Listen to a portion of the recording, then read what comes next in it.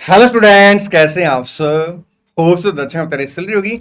हाँ जी, आइए आज के वीडियो में आप लोगों को सितंबर 25 अटेम्प्ट के लिए एडवांस काउंट की आरटीपी कवर कराऊंगा।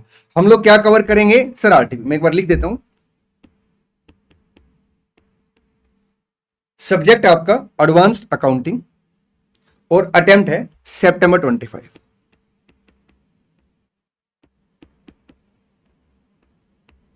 सितंबर 25 की जो एडवांस काउंट की आरटीपी है, इंस्टीट्यूट ने इसको दो पार्ट में दे रखा है। पार्ट 1 में अमेंडमेंट दी हुई है, पार्ट 2 में क्वेश्चन आंसर दे रखे हैं। जितनी अमेंडमेंट है सितंबर 25 अटेम्प्ट के लिए वो ऑलरेडी मैंने आपके साथ शेयर कर दी है, और उस वीडियो का लिंक मैं आपको इस वीडियो के डिस्क्रिप्शन में दे दूंगा। आप वीडियो का डिस्क्रिप्शन चेक करेंगे या कमेंट बॉक्स चेक करेंगे तो आपको उस वीडियो का लिंक मिल जाएगा। मैं इस वीडियो में कंप्लीट आरटीपी कवर कराऊंगा, सारे के सारे क्वेश्चन आपको कवर कराऊंगा, इररिस्पेक्टिव कि वो क्वेश्चन ऑलरेडी मैंने किसी और वीडियो में कवर करा रखे या नहीं कवर करा रखे, क्योंकि कंप्लीट आरटीपी मैं चाहता हूं आप यहीं पे कवर कर लें। आपको किसी भी क्वेश्चन के लिए कोई और वीडियो रेफर ना करनी पड़े, तो कंप्लीट आरटीपी हम लोग यहां पे कवर करेंगे। वीडियो को आगे बढ़ाने से पहले कुछ प्यारी प्यारी सी बातें मैं आपके साथ डिस्कस कर लेता हूं। स्टूडेंट की ना क्वेरी आ रही कि सर आपका जो एडवांस काउंट का बूस्टर बैच है वो सितंबर 25 अटेम्प्ट के लिए कब आएगा। मैं आपको बता दूं, सितंबर 25 अटेम्प्ट के लिए एडवांस काउंट का बूस्टर बैच मैंने ऑलरेडी शेयर कर रखा है। जो मेरा बूस्टर बैच है उसमें मैं 100% सिलेबस कवर कराता हूं, और हर एएसओ चैप्टर के top most important question cover कराता हूं, और साथ में कॉन्सेप्ट का रिवीजन भी कराता हूं।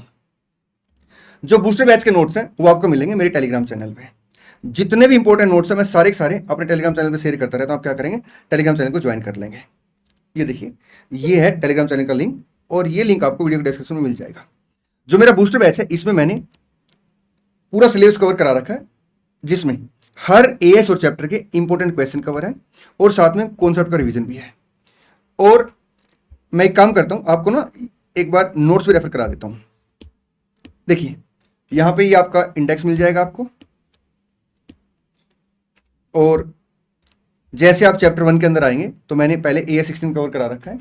ये जो नोट्स हैं सेम स्ट्रक्चर हर एक एएस और चैप्टर का है। स्टार्टिंग में कॉन्सेप्ट है और उसके बाद आपके प्रैक्टिकल क्वेश्चन कवर है। ये देखिए, आपने क्लासिक कहीं से भी ले रखी हो, आपको ये बूस्टर बैच जरूर रेफर करना चाहिए, क्योंकि मैं आपको बता दूं मेनली पेपर इसी बूस्टर बैच में से आता है। आइए, और ये मान के चलिए कि जितनी जल्दी आप सिलेबस को रिवाइज करेंगे ना, उससे ज्यादा जल्दी मैंने बूस्टर बैच के अंदर आपको पूरा सिलेबस कवर करा रखा है।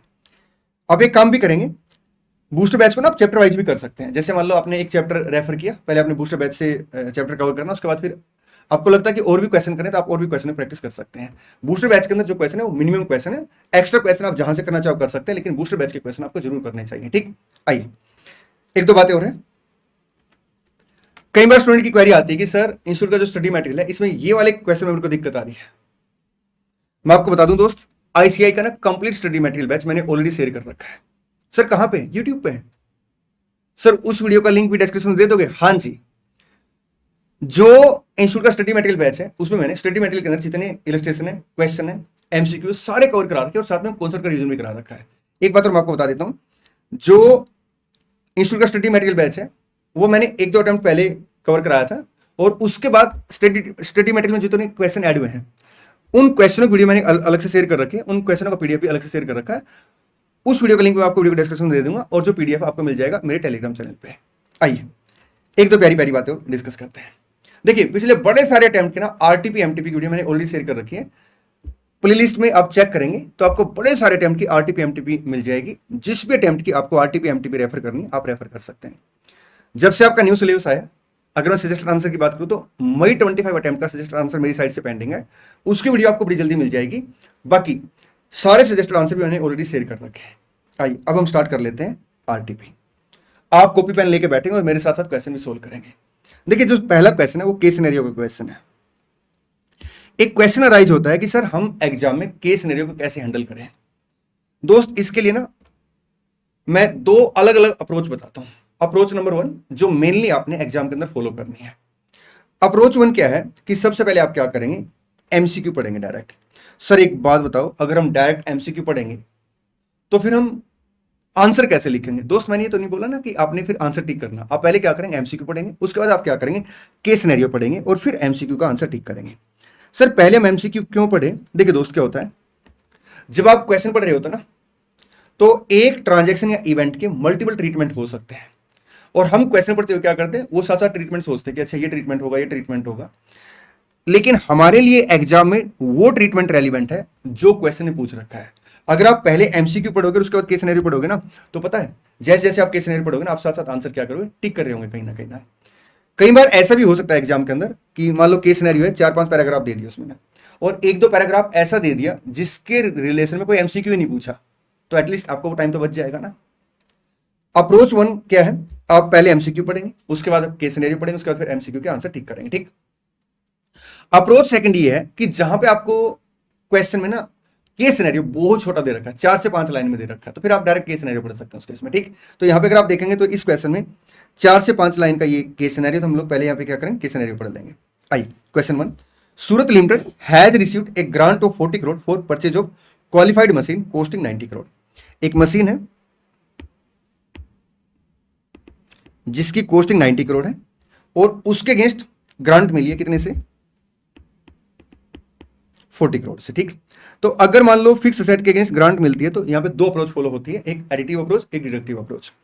एडिटिव अप्रोच के अंदर हम लोग क्या करते हैं, फिक्स असेट को पीपी को कॉस्ट पे दिखाते हैं, और जो गवर्नमेंट ग्रांट है उसे as a deferred income record करते हैं और उसे एमोटाइज करते हैं in the race of depreciation, ठीक। इसे हम बोलते हैं एडिटिव अप्रोच।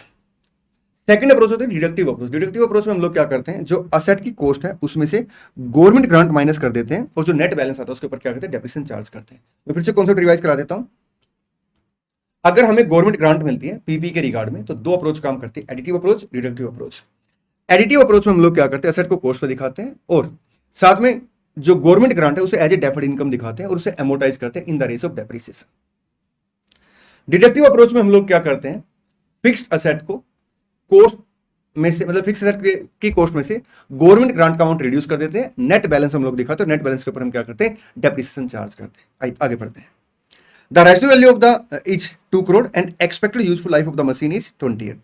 जो रेजिडुअल वैल्यू है असेट की वो 2 करोड़ है, और एक्सपेक्टेड यूजफुल लाइफ आपका 20 ईयर है। Answer the following question as per the requirement of AS 12। What is the nature of the grant being received by Surat limited. ये आपका related to specific fix asset.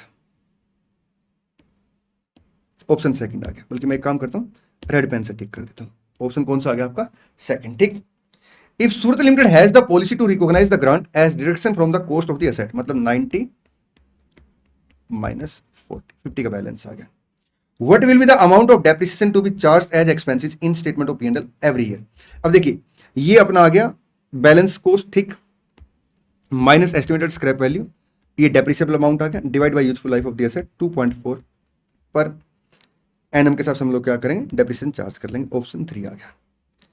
If Surat limited has the policy to recognise the grant as deferred income, what will be the amount of grant to be recognised as other income in the statement of P&L account every year. देखिए हम लोग क्या करते हैं, deferred government grant को amortise करते हैं in the race of depreciation, ठीक। अब यहाँ पे हम SLM लगा रहे, तो हम क्या करेंगे, डेफर्ड गवर्नमेंट ग्रांट को SLM के हिसाब से एमोटाइज कर लेंगे, तो 2 करोड़ पर एनम आपका P&L अकाउंट में चला जाएगा। Option 3। If Surat Limited has the policy to recognize the grant as deferred income, what will be the amount of depreciation to be charged as expenses in the statement of P&L? हम यहाँ पे asset को cost पे दिखाएंगे, minus आपका estimate scrap value, depreciable amount आ गया, divide bye 20 year, तो 88 डिवाइड बाय 20 ये आ गया आपका 4.4। ऑप्शन सेकंड आ गया, टिक करेंगे जल्दी से। In the books of G limited, question number 2, closing inventory as at 31 March 24 amount to 10,40,000 on the basis of FIFO method, ठीक है जी। क्लोजिंग इन्वेंट्री कंपनी की FIFO मेथड के बेस पे 10,40,000। The company decided to change from FIFO method to weighted average cost method. Company ने क्या किया, decide किया कि वो FIFO से किस में जाएगी, वेटेड एवरेज कॉस्ट मेथड में जाएगी, ठीक। For ascertaining the cost of inventory for 31 March 24 on the basis of weighted average cost method, closing inventory as on 31 March 24 amount to 880। Closing inventory कितनी है, 880 है, वेटेड एवरेज कॉस्ट मेथड के according, ठीक। Realisable value of the inventory कितनी है, 12 लाख है, तो आपका जो वैल्यूशन होगा वो 880 पे हो जाएगा। What will be the value of the inventory in the books, आपका 880, and what disclosure should be given. हमें क्या करना पड़ेगा इस केस में, हमें कंप्लीट डिस्क्लोजर देने पड़ेंगे, ठीक है। The value of inventory will be 880 and the fact that नहीं, फैक्ट नहीं, हमें फुल डिस्क्लोजर देना पड़ेगा। The value of inventory will B 12 lakh, नहीं, सेकंड नहीं है, थर्ड 12 लाख लिखा नहीं है। Fourth, the value of the inventory will be 880 and full disclosure with amount the valuation method has change to disclose in the financial statement. Option 4 आ गया। आगे बढ़ते हैं। Cost of current investment acquired was 1000 but the fair value was आपका 800। ठीक है, investment आपने क्या किया, रिकॉर्ड कर ली 800 पे। हालांकि ऐसे होता है, इनिशियली हमने क्या किया, कॉस्ट पर रिकॉर्ड किया होगा, फिर जब इसे वैल्यू किया होगा फेयर वैल्यू पे तो 800 का अमाउंट आ गया। ठीक, now the fair value of the investment is 1200। तो कॉस्ट और fair value which are is lower. ठीक, अगर मान लो इन्वेस्टमेंट आपकी करंट इन्वेस्टमेंट है और यहाँ पे क्योंकि उसने लिखा ना कि फेयर वैल्यू पे अपने रिकॉर्ड किया है जो कि 800 थी, तो ये करंट इन्वेस्टमेंट होगी। ठीक, तो अब हम क्या करेंगे, 1000 पे वैल्यू कर लेंगे। At what value should be recorded आपका 1000 and how much gain be credited. Gain sir आपका जो है 200 का जो लॉस था अब वो गेन में कन्वर्ट हो जाएगा। ठीक, तो no change, no. Current investment recorded at 1000 बिल्कुल ठीक है, and gain of 200 option second आ गया। टिक करेंगे जल्दी से। क्वेश्चन नंबर 4, ये क्वेश्चन आपका अमेंडमेंट में से है। अमेंडमेंट की वीडियो मैंने ऑलरेडी शेयर कर रखी है, बट यहां पे मैं इस क्वेश्चन को कवर कराऊंगा। As per the revise scheme effective from the accounting period commencing on or after April 1st 24, classify non-company entity for the purpose of applicability of accounting standard. Briefly explain the criteria for each category. देखिए, जो accounting standard है वो आपके दो type के हैं। एक है कंपनियों के लिए for corporate entity,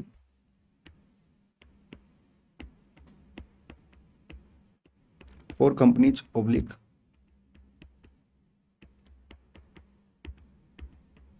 corporate entity. एक आपका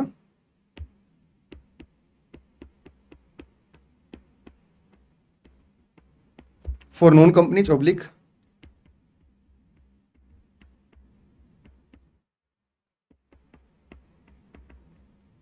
नॉन कॉर्पोरेट एंटिटी। जो एएस कंपनियों के ऊपर अप्लाई होते हैं उन्हें एमसीए नोटिफाई करता है, और ये जो एएस है इन्हें आईसीआई इशू करता है। ठीक, जो कंपनियों के ऊपर एएस की एप्लीकेबिलिटी है, कंपनियों को दो कैटेगरी में बांटा गया है। एक स्मॉल एंड मीडियम कंपनी और एक आपका non small and medium company, जिसे हम प्यार से नॉन एसएमसी बोलते हैं। जो नॉन कॉर्पोरेट एंटिटी हैं उन्हें पहले एप्लीकेबिलिटी ऑफ एएस के हिसाब से 4 लेवल में डिवाइड किया गया था, लेवल 1, लेवल 2, लेवल 3, लेवल 4। अब इंस्टीट्यूट ने क्या किया है, इसको भी दो कैटेगरी में कर दिया है। एक micro small and medium enterprise, और एक आपका आ जाएगा लार्ज एंटिटी। एक क्या आ जाएगा, लार्ज एंटिटी। ठीक, अब कुछ एएस में एग्जम्पशन है, कुछ एएस में आपका रिलैक्सेशन है इन एंटिटी के लिए। ठीक, अब कौन सी एंटिटी को हम एमएसएमई मानेंगे, कहता है एक एंटिटी को एमएसएमई नहीं माना जाएगा अगर वो जो एंटिटी है वो लिस्टेड है या इन द प्रोसेस ऑफ लिस्टिंग है, आइदर इन इंडिया और outside India. In the process of listing का मतलब है कि बोर्ड ऑफ डायरेक्टर ने क्या किया, रेजोल्यूशन पास कर दिया है, मतलब जो अप्रूविंग अथॉरिटी है उसने क्या किया, रेजोल्यूशन पास कर दिया। ठीक, कि वो लिस्टिंग में जा रहे हैं। सेकंड, वो ना तो बैंक है, ना आपका इंश्योरेंस कंपनी है, ना ही कोई फाइनेंशियल इंस्टीट्यूशन है। ठीक, थर्ड, उसकी टर्नओवर डज नॉट एक्सीड है 250 करोड़ ड्यूरिंग द आपका प्रीवियस ईयर, और यहां पे जो टर्नओवर है उसमें आपका अदर इनकम एक्सक्लूड होगी। ठीक, उसका जो कहते हैं उसकी जो बोरोइंग है at any time during the year does not exceeds आपका 50 करोड़, और उसके बाद होल्डिंग सब्सिडरी ऑफ द आपका not holding subsidiary of the large entity, means वो होल्डिंग सब्सिडरी लार्ज एंटिटी की नहीं होनी चाहिए। ठीक, मैं ऐसे भी बोल सकता हूं कि एक एंटिटी को हम लार्ज एंटिटी बोलेंगे अगर वो इनमें से कोई एक कंडीशन क्वालिफाई कर लेती है। पहली कंडीशन, वो आपका लिस्टेड है इन द प्रोसेस ऑफ लिस्टिंग है। सेकंड, वो बैंक है, फाइनेंशियल इंस्टीट्यूशन है या इंश्योरेंस है। थर्ड, उसकी जो टर्नओवर है वो आपका मोर देन 250 करोड़ है, और टर्नओवर में आपका एक्सक्लूडिंग आएगा other income during immediately previous year. Fourth है, एंटिटी की जो बोरोइंग है वो मोर देन 50 करोड़ है at any time during the immediately previous year, या फिर वो होल्डिंग या आपका सब्सिडरी है लार्ज एंटिटी की। ठीक, इंस्टीट्यूट ने जो ये कैटेगरी की है ये इसी ट्यूनिंग पे कर रखी है, जैसे यहां पे एसएमसी और आपका नॉन एसएमसी है। आगे बढ़ते हैं। क्वेश्चन नंबर 5 AS1 का क्वेश्चन है, आप इसे मोस्ट इंपोर्टेंट मार्क करेंगे। आइए मिलकर क्वेश्चन पढ़ते हैं। Line limited engage in the manufacturing and construction contract prepare it's financial statement for the year ended 31 March 25। The company follow historical course for fixed asset, FIFO for inventory valuation and percentage of completion method for revenue recognition in the construction contract. देखिए company क्या कर रही है, construction contract में revenue record करने के लिए percentage of completion method follow कर रही है, फिक्स असेट के लिए हिस्टोरिकल कॉस्ट मेथड फॉलो कर रही है, और इन्वेंटरी वैल्यूएशन के लिए FIFO मेथड फॉलो कर रही है। During the year the management changes, इस ईयर के दौरान मैनेजमेंट ने कुछ चेंज किए। पहला चेंज क्या है, the inventory valuation method from FIFO to weighted average due to volatility in the raw material prices. देखिए जो रॉ मटेरियल के प्राइस है ना उसमें चेंज आ रहे हैं, इसकी वजह से कंपनी ने डिसाइड किया कि अब वो क्या करेगी, पहले इन्वेंटरी वैल्यूएशन FIFO के बेस पे कर रही थी, अब वो इस साल से weighted average cost method apply करेगी। AS1 ये कहता है कि जितनी भी सिग्निफिकेंट अकाउंटिंग पॉलिसी है उसे हम क्या करेंगे, एक जगह प्रेजेंट करेंगे, और वो भी फाइनेंशियल स्टेटमेंट में। ठीक, सेकंड, अगर अकाउंटिंग पॉलिसी में कोई भी चेंज आता है जिसका मटेरियल इफेक्ट है तो हम लोग क्या करेंगे, उसे डिस्क्लोज करेंगे अलोंग विद द आपका nature and reason for such changes. Third वो कहता है कि अकाउंटिंग पॉलिसी में चेंज की वजह से अगर आप अमाउंट को क्वांटिफाई नहीं कर पा रहे, पूरे अमाउंट को या कुछ पार्ट को, तो आप फैक्ट को नोट्स अकाउंट में डिस्क्लोज करेंगे। आइए आगे बढ़ते, तो यहाँ पे हमने इन्वेंट्री का वैल्यूएशन मेथड चेंज कर लिया, मतलब आपका अकाउंटिंग पॉलिसी में चेंज है, तो हम यहाँ पे डिस्क्लोजर देंगे। एक, अकाउंटिंग पॉलिसी में जो चेंज हुआ है उसका जो मटेरियल इफेक्ट है अमाउंट का, ठीक, तो वो अमाउंट बताएंगे, नेचर बताएंगे चेंज की, और फिर आपको रीजन, मतलब आपको रीजन भी बताना पड़ेगा। ठीक, लेकिन मान लो अगर अमाउंट क्वांटिफाई नहीं हो पाता तो उसके हम क्या करेंगे, फिर फैक्ट डिस्क्लोज करेंगे। The depreciation method from SLM to WDV citing better reflection of the asset usage, ये आपका चेंज इन अकाउंटिंग एस्टिमेट है। देखिए हम पीपी के मेथड ऑफ डेप्रिसिएशन में जो चेंज करते हैं वो क्यों चेंज करते हैं, क्योंकि जो असेट है ना उसका जो यूसेज होगा उसका पैटर्न चेंज होने वाला है।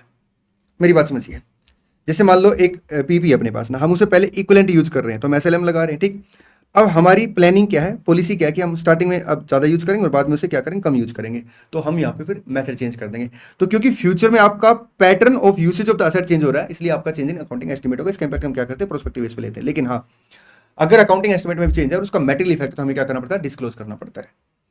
The company disclose the change in the inventory method in notes, ठीक है, but does not disclose the change in the depreciation method stating that it is not material. देखिए अगर इन्वेंट्री के मेथड में change हो रहा है तो हम क्या करेंगे सर, हम फैक्ट डिस्क्लोज करेंगे, जो अमाउंट का इंपैक्ट है उसे डिस्क्लोज करेंगे, और हम नेचर डिस्क्लोज करेंगे, और आपका जो रीजन है कि हमने क्यों चेंज किया उसे हम क्या करेंगे, डिस्क्लोज करेंगे। ठीक, क्वेश्चन ने बोला है कि डेप्रिसिएशन का जो मेथड है उसमें जो चेंज है उसे डिस्क्लोज नहीं कर रही कंपनी, क्योंकि वो मटेरियल नहीं है। नहीं, उससे भी क्या करना पड़ेगा, डिस्क्लोज करना पड़ेगा, क्योंकि डेप्रिसिएशन के मेथड में चेंज की वजह से इंपैक्ट आता है P&L में भी, असेट की वैल्यूएशन में भी। ठीक, हाँ, अगर आप कह रहे हैं कि वो इमैटेरियल, फिर आपको क्या करना पड़ेगा, आपको ना कंक्रीट फॉर्म में, मतलब आपको एविडेंस फॉर्म में ये बताना पड़ेगा कि जो चेंज हुआ है वो मटेरियल नहीं है। Additionally the company has not disclose it's accounting policy on recognition of the government grant. Government grant को रिकॉर्ड करने की अकाउंटिंग पॉलिसी डिस्क्लोज करनी है कंपनी को, दो it is has a received significant subsidy this year. Question ने लिख भी दिया कि सिग्निफिकेंट सब्सिडी है। ठीक, मतलब सब्सिडी मतलब ग्रांट का अमाउंट सिग्निफिकेंट मिला है।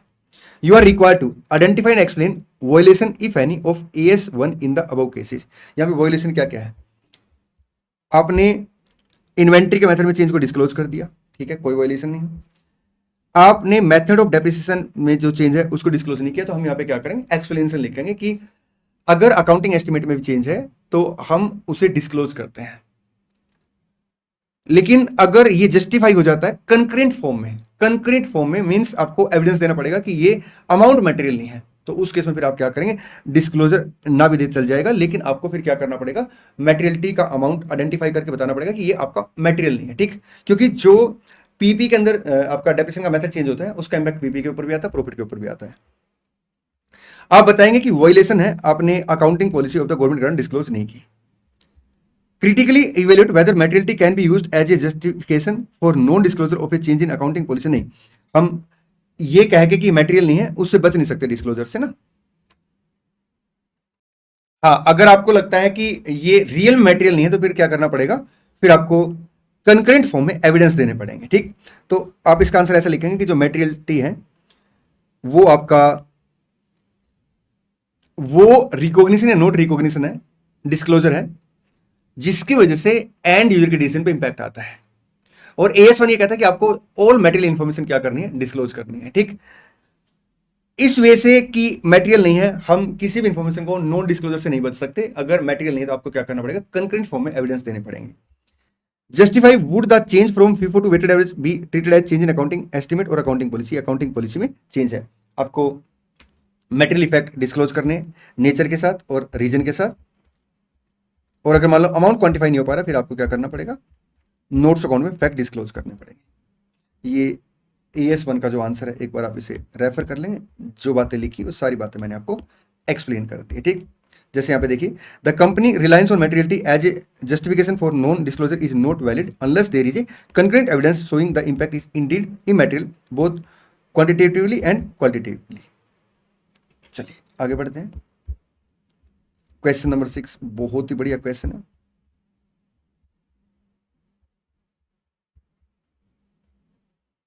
क्वेश्चन 6 पे आएंगे। The following information is available for Z limited for the year 24-25।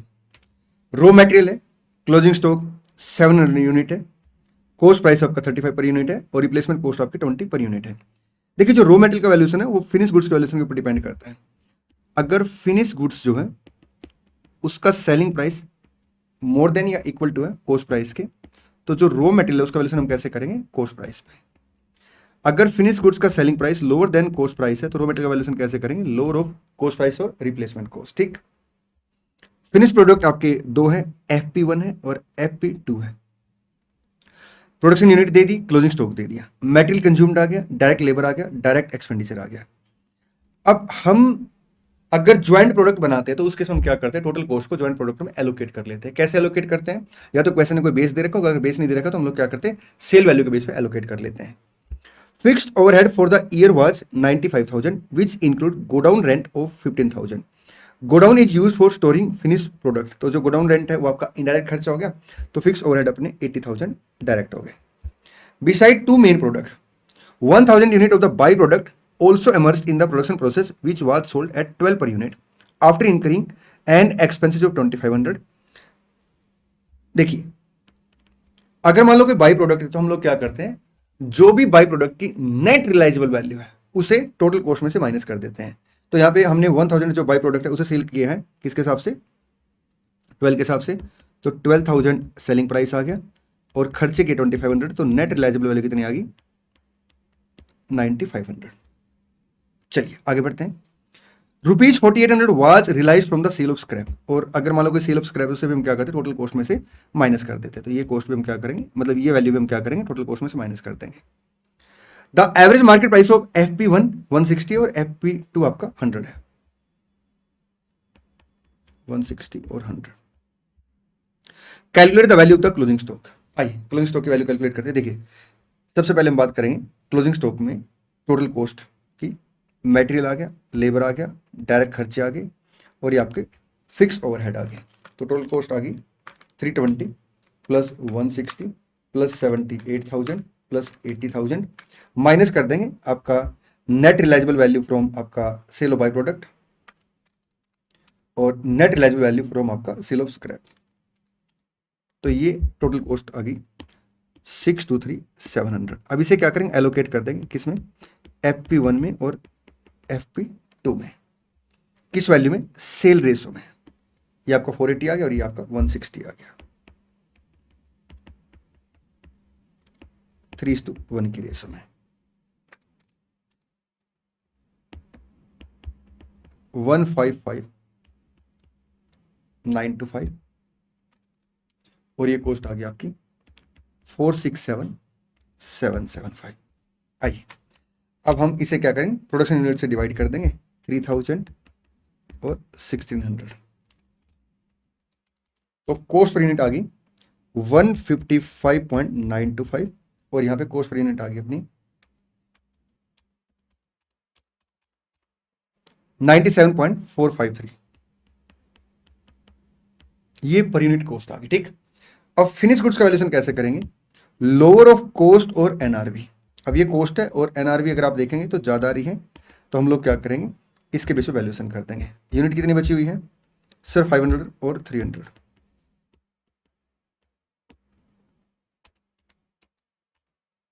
ये आपका आ गया 155.925 इंटू 500, 77963।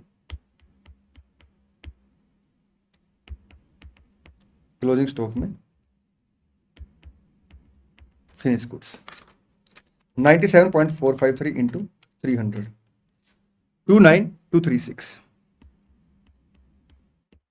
अच्छा, अब इसमें क्या करेंगे, रॉ मटेरियल ऐड कर देंगे। अब क्योंकि फिनिश गुड्स का सेलिंग प्राइस फिनिश गुड्स के कॉस्ट प्राइस से ज्यादा, तो रॉ मटेरियल वैल्यूएशन कैसे होगा? At cost price, that is आपका 35। तो 700 इंटू आपका 35, 24,500। आइए मैं एक बार आपको सॉल्यूशन टिक करा देता हूं।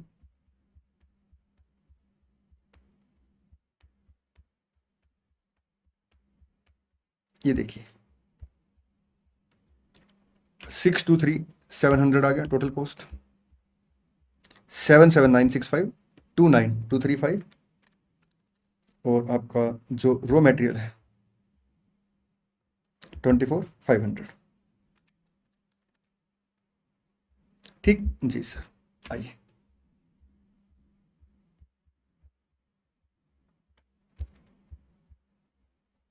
क्वेश्चन नंबर 7 पे आएंगे।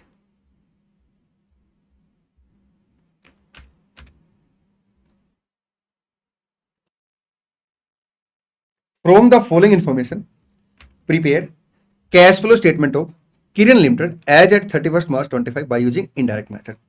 आपने क्या करना, इनडायरेक्ट मेथड के अकॉर्डिंग कैश फ्लो स्टेटमेंट बनानी है। लाइबिलिटी में शेयर कैपिटल आ गई, P&L अकाउंट आ गया, लॉन्ग टर्म लोन आ गया, ट्रेड पेबल आ गया, असेट्स आ गई, इनकम स्टेटमेंट दे दी, स्टेटमेंट ऑफ रिटेन अर्निंग आ गया, और कोई क्वेश्चन एडजस्टमेंट यहाँ पे नहीं दी। देखिए इनडायरेक्ट मेथड के अकॉर्डिंग हम लोग क्वेश्चन कैसे स्टार्ट करते हैं? सबसे पहले हम क्या करते हैं, P&L का बैलेंस चेक करते हैं। यहाँ पे अगर आप देखेंगे तो आपका प्रॉफिट जो है 150 आ गया। अब इसमें एडजस्टमेंट देख लेते हैं क्योंकि हमें PBT तक पहुंचना है। यहाँ पे ये 150 का बैलेंस आ गया जी सर। इसमें आपका डिविडेंड पेड है 180 का, और इसमें आपका इनकम टैक्स का जो प्रोविजन है वो है आपका 260। तो PBT आपका 590 आ जाएगा। ये मैंने यहाँ पे क्रॉस टैली करा दिया 590। तो इनडायरेक्ट मेथड में हम सबसे पहले क्या करते हैं, P&L का बैलेंस लिखते हैं, cash flow from operating activity के अंदर। ठीक, आपका 590 का PBT आ गया। इसके बाद हम क्या करते हैं, असेट साइड से लग जाते हैं और जो जो रिस्पेक्टिव आइटम है अगर उसके रिगार्ड में एडजस्टमेंट दे रखी तो लेजर बनाते हैं, otherwise direct cash flow find out करते हैं। ठीक, फिक्स असेट 17 लाख से बढ़ के आपका 20 लाख होगी। मैं एक बार यहाँ पे फॉर्मेट तैयार कर लेता हूँ, cash flow from investing activity और cash flow from financing activity. आप भी मेरे साथ साथ ना क्वेश्चन को सोल्व करेंगे। ठीक है, हम यहाँ पे अमाउंट लिखेंगे। ठीक, देखिए फिक्स रेट की अगर हम बात करें तो ओपनिंग फिक्स रेट कितने से है सर? 17 लाख से, और क्लोजिंग आपका 20 लाख से है। इसके रिगार्ड में क्या एडजस्टमेंट दे रखी है? सिर्फ डेप्रिसिएशन दे रखा है 220 का। तो यहाँ पे आपका 520 से परचेज ऑफ फिक्स असेट आ गई, इन्वेस्टिंग एक्टिविटी में आउटफ्लो लिखेंगे। आइए आगे बढ़ते हैं। इन्वेस्टमेंट में कोई मूवमेंट नहीं है। इन्वेंट्री की वैल्यू 20,000 से बढ़ गई, इसका मतलब क्या है कि प्रॉफिट बढ़ गया होगा बट कैश नहीं बढ़ा होगा। ठीक, तो हम क्या करेंगे, रिड्यूस कर देंगे 20,000 से। Increase in inventory, trade receivable decrease हो गया। इसका मतलब क्या है कि हमने सेल का इफेक्ट P&L के अंदर ले रखा होगा, और यहाँ पे अगर ट्रेड रिसीवेबल रिड्यूस हो रहा है तो आपके पास कलेक्शन ज्यादा आ गया है। 60,000 से क्या करेंगे, ऐड कर देंगे, डिक्रीज इन आपका trade receivable. Cash and cash equivalent का बैलेंस ओपनिंग 60,000 है, क्लोजिंग 70,000 है, तो नेट चेंज आपका 10,000 का आ जाएगा। ठीक, बी आर आपका रिड्यूस हो गया। देखिए कोई भी ऐसी एक्टिविटी जो ऑपरेटिंग है और कैश एक्टिविटी है, बट अगर उसका रूट पी एंड एल नहीं है तो हम क्या करते हैं, उसका इफेक्ट ले लेते हैं। तो यहाँ पे आपका बी आर से अमाउंट जो रिसीव हुआ है आपका ऑपरेटिंग एक्टिविटी में कैश फ्लो बढ़ गया है। ठीक, शेयर कैपिटल में कोई मूवमेंट नहीं है, पी एंड एल का इंपैक्ट ले लिया है। टर्म लोन आपका 60,000 का अमाउंट बढ़ गया है, तो फाइनेंसिंग एक्टिविटी में इनफ्लो आ गया। ट्रेड पेबल आपका 50,000 का बैलेंस बढ़ गया। इसका मतलब क्या है कि हमने जो पीएनएल का बैलेंस लिया उसमें हमने परचेज का इंपैक्ट ले रखा होगा, बट अगर आप देखेंगे तो कंपैरेटिवली जितना परचेज का हमने इंपैक्ट ले रखा है, जो पेमेंट है उससे कम हुई है। क्यों कम हुई है? क्योंकि आपके ट्रेड जो पेबल उसका बैलेंस बढ़ गया, तो हम इसे क्या करेंगे, ऐड कर देंगे। सेल का इंपैक्ट रिसीवेबल के थ्रू आ चुका होगा, कॉस्ट ऑफ सेल का इंपैक्ट आपका इन्वेंट्री का इंपैक्ट आ गया, और आपका चेंज इन ट्रेड पेबल का इंपैक्ट आ गया। ठीक, एडमिनिस्ट्रेटिव एक्सपेंडिचर सर 460 है, तो क्या मान के चलेंगे उतना अमाउंट पे हुआ होगा या अमाउंट कुछ अलग पे हुआ होगा? सर अगर मान लो अमाउंट कुछ अलग पे हुआ होता तो फिर आउटस्टैंडिंग का प्रीपेड होता, हम क्या करते हैं आउटस्टैंडिंग का प्रीपेड एडजस्ट कर लेते। ठीक, तो यहाँ पे इतना ही अमाउंट पे हुआ होगा, आउटस्टैंडिंग प्रीपेड पैसे ने नहीं दे रखा। डेप्रिसिएशन का इंपैक्ट सर आपका 220 से आ जाएगा, नॉन कैश आइटम है। Non operating income, dividend income, इससे अपना प्रॉफिट बढ़ गया, बट ये आपका नॉन ऑपरेटिंग एक्टिविटी है, तो ये आपका इन्वेस्टिंग के अंदर आ जाएगा। इंटरेस्ट पेड फाइनेंसिंग एक्टिविटी है, बिल्कुल सर। और इंटरेस्ट पेड अगर फाइनेंसिंग एक्टिविटी है तो हम लोग यहाँ पे क्या करेंगे, फाइनेंसिंग में इसे आउटफ्लो दिखाएंगे और ऑपरेटिंग में सर आपका ऐड कर देंगे। क्वेश्चन में अगर आप देखेंगे तो जो इनकम टैक्स का अमाउंट है इसके अगेंस्ट कोई भी आपका बैलेंस नहीं है। इसका मतलब क्या है कि ये हमने अमाउंट पे कर दिया होगा, तो इसे क्या करें, ऑपरेटिंग एक्टिविटी से माइनस कर देंगे। आइए एक बार टोटल कर लेते हैं, और टोटल करने से पहले एक काम और करते हैं, एक बार ना चेक कर लेते हैं कोई आइटम तो नहीं बची। सर बैलेंस शीट की सारी आइटमें होगी, पीएनएल की सारी आइटमें होगी, स्टेटमेंट ऑफ रिटेन अर्निंग में डिविडेंड पेड है, फाइनेंसिंग एक्टिविटी। तो फाइनेंसिंग की अगर हम बात करें तो 140, 180, 60 पॉजिटिव है आपका, 260 का आउटफ्लो आ गया, यहाँ पे आपका 470 का आउटफ्लो आ गया। Operating 590 minus 20,000 plus 60,000 plus 10,000 plus 50,000 plus 220 minus 50,000 plus आपका 140 माइनस आपका 260, 740 से इनफ्लो आ गया। तो नेट इनफ्लो आउटफ्लो अगर चेक करें तो माइनस आपका 470 माइनस 260, 10 का नेट चेंजेज आ गया, अपना आंसर टैली हो गया। चलिए आगे बढ़ते हैं। क्वेश्चन नंबर 8, ये भी आपका AS7 का क्वेश्चन है, बहुत ही प्यारा सा और आसान सा क्वेश्चन है। Garden limited acquired fixed asset which is plant and machinery for 20 lakh, ठीक है, and during the same year it sold its furniture and fixtures for 5 lakh। हम इन्वेस्टिंग और फाइनेंसिंग के अंदर क्या करते हैं, आपका ग्रोस बेस पे कैश फ्लो दिखाते हैं, एक्सेप्ट कुछ आइटम है जो पैरा 22 एंड 24 में दे रखे। ठीक, can the company disclose net cash flow toward purchase of fix set? नहीं, हम परचेज ऑफ फिक्स सेट और आपका सेल ऑफ फिक्स सेट अलग अलग डिस्क्लोज करेंगे। ये जो आपका 20 लाख है इसे हम अलग से डिस्क्लोज करेंगे एज ए आउटफ्लो, और जो हमने फर्नीचर एंड फिक्चर्स बेचा है इसे हम क्या करेंगे, एज ए इनफ्लो अलग से डिस्क्लोज करेंगे। Question number 9,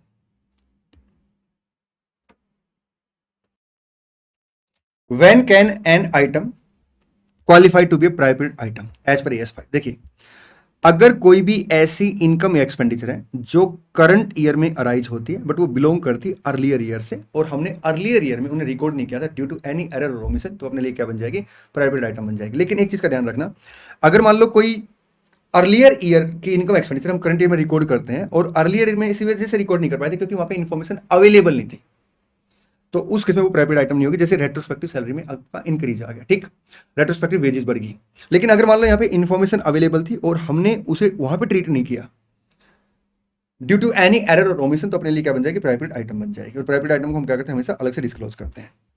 the company find that the stock sheet of 31 March, next question है 24, did not include 2 pages containing detail of inventory worth ₹20 lakh. देखिए लास्ट ईयर कंपनी ने क्या किया, 20 लाख की इन्वेंट्री इंक्लूड नहीं की, ठीक, state how will you deal with this matter in the accounts of A limited for the year ended with reference to AS5। हम लोग यहाँ पे क्या करेंगे, जो ओपनिंग इन्वेंटरी 20 लाख से बढ़ा देंगे, मींस प्राइवेट आइटम बन गई, अलग से डिस्क्लोज करेंगे 20 लाख का खर्चा, ठीक। क्योंकि ओपनिंग स्टॉक अपने लिए क्या होता है, खर्चा होता है। लास्ट ईयर का जो क्लोजिंग स्टॉक था इस बार के लिए ओपनिंग स्टॉक बन जाएगा, और एज ए 20 लाख हम लोग क्या करेंगे, प्राइवेट मतलब 20 लाख को एज ए प्राइवेट आइटम अलग से डिस्क्लोज करेंगे, अलग से चार्ज करेंगे। आइए, और अगर आप इन्वेंट्री में चार्ज करते फिर आप क्या करेंगे, नोट्स अकाउंट में एक्सप्लेनेशन देंगे कि 20 लाख हमने इसमें क्या है, प्राइवेट आइटम का इंक्लूडेड है। क्वेश्चन नंबर 10, एक कंपनी टू के कंस्ट्रक्शन कॉन्ट्रैक्ट फॉर 100 लाख, ठीक है, in January 24। It was found that 80% of the contract was completed at a cost of 92 lakh on the closing date. हमने 80% काम कर लिया है 92 लाख की कॉस्ट इनकर करके, ठीक है जी। The company estimate further expenditure of 23 lakh for completing the contract. Company का एस्टिमेट है कि 23 लाख की कॉस्ट और इसके ऊपर इनकर्ड होगी, तो टोटल एक्सपेक्टेड कॉस्ट कितनी आ गई, 115। कॉन्ट्रैक्ट के ऊपर प्राइस कितना है सर, 100, तो 15 का अपना क्या आ गया, एक्सपेक्टेड लॉस आ गया। हम लोग यहाँ पे क्या करेंगे, प्रोविजन क्रिएट करेंगे। इरिस्पेक्टिव, देखिए प्रोविजन हमेशा रिकॉर्ड होता है इरिस्पेक्टिव की कॉन्ट्रैक्ट स्टार्ट हुआ नहीं हुआ, और यहाँ तो कॉन्ट्रैक्ट स्टार्ट हो चुका ऑलरेडी, ठीक। Can the company recognise the loss in the financial statement, बिल्कुल इस लॉस को रिकॉर्ड कर लेगी। हालांकि इंस्टीट्यूट ने यहाँ पे ना सिर्फ ये बता रखा कि लॉस को रिकॉर्ड कर लेगी, बट इसका प्रॉपर बाइफरकेशन वगैरह दे रखा, वो मैं आपको करा देता हूँ। देखिए अपना काम कितना हो गया सर, 80%, तो कॉन्ट्रैक्ट रिवेन्यू कितनी आएगी sir, 80। Contract price into percentage of completion, percentage of completion आपका 92 डिवाइड बाई 115, या आपको डायरेक्ट दे रखा है, यहाँ से उठा सकते हैं, ठीक है। 80% कॉन्ट्रैक्ट रिवेन्यू आ गई, कॉस्ट आ गई 92, तो 12 का लॉस आ गया, ठीक। एक्सपेक्टेड लॉस 15 का है, 12 का लॉस हमने रिकॉर्ड करेगा, 3 का हम लोग क्या करेंगे, प्रोविजन रिकॉर्ड कर लेंगे, और जो टोटल लॉस है 12 प्लस 3 का प्रोविजन 15 लाख क्या करेंगे, पिनल अकाउंट में चार्ज कर लेंगे। आगे बढ़ते हैं। AS9 revenue recognition. TT is engage in the manufacturing of leather shoes, ठीक है। They provide you the following information for the year 24-25। Company ने क्या किया, ये कुछ इन्फॉर्मेशन प्रोवाइड की है। क्वेश्चन की रिक्वायरमेंट देखते हैं एक बार। You are required to advise the accountant of TT when amount is to be recognized as revenue in 24-25 in the above cases in the context of AS9। आपको बताना है कि रेवेन्यू आप कब रिकॉर्ड करेंगे। देखिए on 31st December 24 shoes worth rupees 320 were sent to Mohan shoe for sale on consignment basis, of which 25% shoe were unsold and lying with the Mohan shoes, ठीक। तो हम लोग कंसाइनमेंट के केस में रिवेन्यू कब record करते हैं, जब कस्टमर के पास गुड्स अल्टीमेट सेल हो जाते हैं, ठीक। तो यहाँ पे 25% कंसाइनी के पास है, तो रिवेन्यू हम लोग कितनी रिकॉर्ड करेंगे, 75%, that is 240। On 10 January TT supplied shoes worth 452 सानी shoes and concurrently agree to repurchase the same goods on 11 April. देखिए अगर हम लोग रीपर्चेज एग्रीमेंट कर लेते तो उस केस में हम क्या करते हैं, हम उस केस में रिवेन्यू रिकॉर्ड नहीं करते, बल्कि जिस बंदे के साथ हमने रीपर्चेज एग्रीमेंट किया है वो क्या करेगा, डिफरेंस बिटवीन रीसेल प्राइस और original price as a revenue record करेगा, इंटरेस्ट इनकम, और हम लोग क्या करेंगे, as a interest expenditure record करेंगे। तो यहाँ पे जो भी रीपर्चेज प्राइस रहेगा उसका कंपैरिजन 450 के साथ करेंगे, और जो डिफरेंस आएगा उसे हम क्या करेंगे, 10 जनवरी से लेकर 11 अप्रैल तक, ये आपका फरवरी मार्च अप्रैल 3 मंथ की क्या आ जाएगा, इंटरेस्ट का खर्चा आ जाएगा। मैं फिर से बता देता हूँ, रीपर्चेज एग्रीमेंट के केस में हम लोग क्या करते हैं, रिवेन्यू रिकॉर्ड नहीं करते, और जिस बंदे के साथ हम रीपर्चेज एग्रीमेंट करते हैं वो क्या करेगा, वो इंटरेस्ट इनकम रिकॉर्ड करेगा, डिफरेंस बिटवीन आपका जो ओरिजिनल प्राइस है और जो आपका रीपरचेज प्राइस, ठीक। और हम एज ए इंटरेस्ट खर्चा रिकॉर्ड करेंगे। On 21 March 25 shoes worth rupees 160 were sold to shoe sign, but due to refurbishing of their showroom being underway on their request shoes were delivered on 12 April. देखिए delivery यहाँ पे 12 अप्रैल को ही, तो क्या हम यहाँ पे रिवेन्यू रिकॉर्ड कर लेंगे। एक कॉन्सेप्ट आता है आपका जहां पे हम क्या करते हैं, डिलीवरी को होल्ड करते हैं बायर की रिक्वेस्ट पे, तो उस केस में हम रिवेन्यू रिकॉर्ड कर लेते हैं, प्रोवाइडेड जो गुड्स है वो आपका इन हैंड हो, सेपरेटली आइडेंटिफाइड हो, रेडी फॉर डिलीवरी हो, और जो गुड्स को हेल्ड करने की रिक्वेस्ट हो बायर की साइड से आई हो। तो यहाँ पे अगर आप देखेंगे तो बायर की साइड से रिक्वेस्ट आई है और गुड्स रेडी है, तो हम लोग क्या करेंगे, यहाँ पे रिवेन्यू रिकॉर्ड कर लेंगे, 160 से सेल रिकॉर्ड कर लेंगे। चलिए जी सर, आइए मैं एक बार इसका सोल्यूशन आपको टिक करा देता हूँ, बल्कि आप ना सोल्यूशन साथ साथ टिक करते रहे, मैं ऑलमोस्ट आपको क्वेश्चन पूरा सोल्व करा रहा हूँ, ठीक है। 240 यहाँ पे आप रिवेन्यू रिकॉर्ड नहीं करेंगे, और यहाँ पे आप रिवेन्यू रिकॉर्ड कर लेंगे सर आपका, ये देखिए, irrespective of the fact that the delivery is delayed on the request of shoe sign, हम रिवेन्यू रिकॉग्नाइज करेंगे, सेल भी रिकॉग्नाइज, ठीक।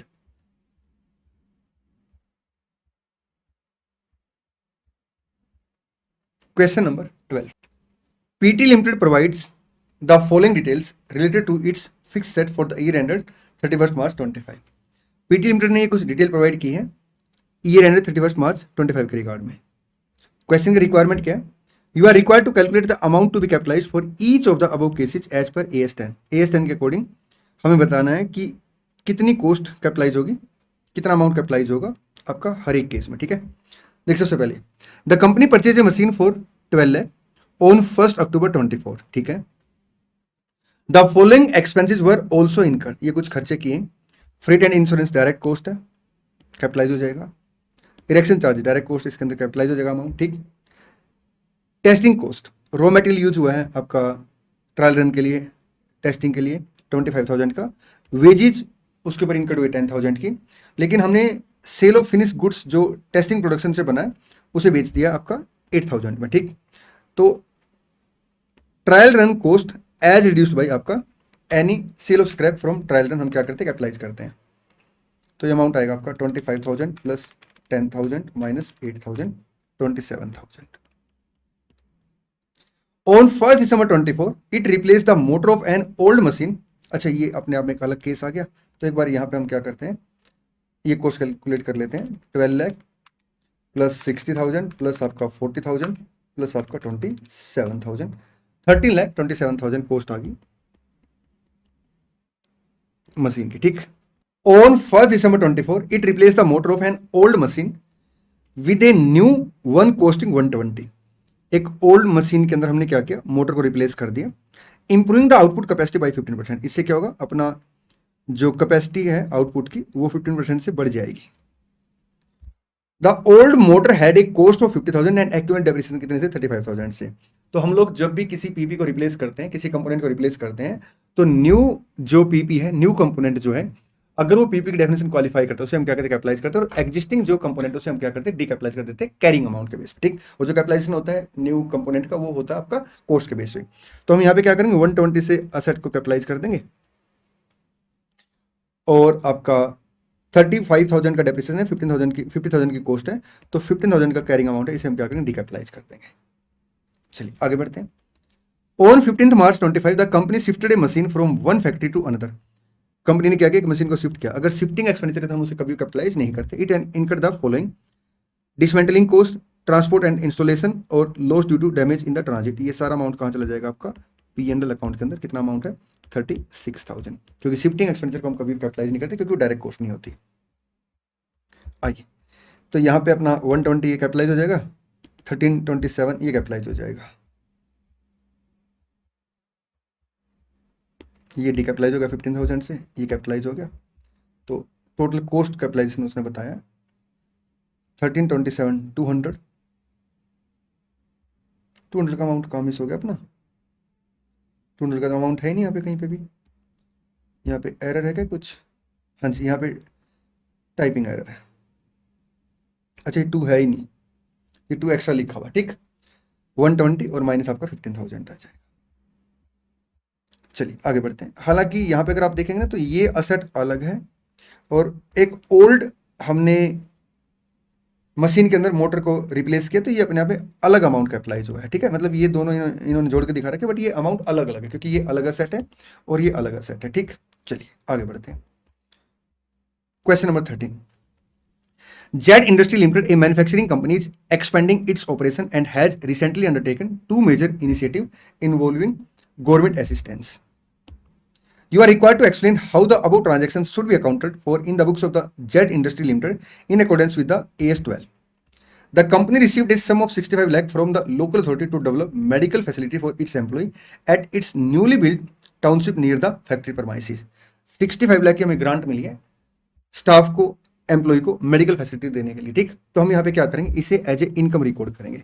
अब इसे हम इनकम कैसे रिकॉर्ड करेंगे, या तो इसे हम एज ए इनकम दिखाएंगे या अदर इनकम के अंदर हम क्या करेंगे, गवर्नमेंट ग्रांट को मर्ज कर देंगे। ठीक, या एक अल्टरनेटिव क्या है कि जो हमने मेडिकल के ऊपर खर्चा इनकर्ड करेंगे हम, ठीक, उसके अगेंस्ट इसे एडजस्ट करके दिखा देंगे, मतलब नेट ऑफ एक्सपेंसेस दिखा देंगे इसको। ठीक, इंस्टीट्यूट ने यहाँ पे इतना ही आंसर दे रखा, लेकिन यहाँ पे ना एक पॉसिबिलिटी और भी बन सकती है। अगर मान लो ये जो मेडिकल फैसिलिटी हम एम्प्लॉय को प्रोवाइड करते हैं ये 1 साल से ज़्यादा है, तो उस केस में फिर हम लोग क्या करेंगे, इसे ओवर ए पीरियड एमोटाइज करेंगे, ठीक। और जो अमाउंट करंट ईयर में एमोटाइज नहीं होगा उसे हम एज ए डेफर्ड इनकम दिखा देंगे, और जो करंट ईयर में अमाउंट एमोटाइज होगा उसे क्या करेंगे, इनकम दिखाएंगे। Either amortisation of government grant, या फिर अदर इनकम में ऐड करके दिखा देंगे, या फिर अल्टरनेटिवली हम क्या करेंगे, खर्चे में से इसको नेट करके दिखा देंगे। Second, additionally it received 82 lakh as a subsidy from the central government for establishing a new production unit in a notified backward area। अब notified backward area में न्यू प्रोडक्शन एस्टेब्लिश करने के लिए हमें ग्रांट मिली है, तो यहाँ पे ये जो ग्रांट है ये प्रमोटर कंट्रीब्यूशन वाली ग्रांट होगी, इसे हम क्या करेंगे, कैपिटल रिजर्व के अंदर लेके जाएंगे और इससे डिविडेंड नहीं बांट सकते, ठीक। This subsidy has been classified as one in the nature of the promoter contribution, बिल्कुल ठीक है। Intent to support the long term development of the enterprise, तो हम इसे क्या करेंगे, कैपिटल रिजर्व में क्रेडिट कर देंगे। यहाँ पे एक बार मैं आपको सोल्यूशन टिक करा देता हूँ। ये देखिए कैपिटलिज्म में चला जाएगा ये, और ये आपका 65 लाख इनकम में, जनरल हेडिंग अदर इनकम के अंदर, ठीक, आइदर सेपरेटली और अदर इनकम के हेडिंग के अंदर, या फिर आप खर्चे में से इसको नेट करके दिखा सकते हैं। क्वेश्चन नंबर 14 AS 13 का क्वेश्चन है। ऑन 1 अप्रैल 24 के held 75,000 equity share of Beta Limited recorded at a book value of 15 per share with a nominal value of rupees 10 each. The following transaction took place during the year. Question की requirement क्या है? You are required to prepare the investment account in the books of the Kesar for the year ending 31st March 25। आपने क्या करना, investment account बनाना है। सबसे पहले कहता है अपने पास ओपनिंग शेयर कितने, 75,000 शेयर है, और बुक वैल्यू कितनी, 15 के हिसाब से। तो हम कॉलम बनाएंगे, particulars number of share, dividend income, और फिर आपका amount. Particulars number of share, dividend income और अमाउंट, ठीक। और डिविडेंड इनकम यहाँ पे कहीं पे नहीं आएगी तो डिविडेंड इनकम का कॉलम स्किप कर सकते हैं। तो 75,000 शेयर है आपका 15 के हिसाब से। ओपनिंग अमाउंट आएगा आपका 11,25,000।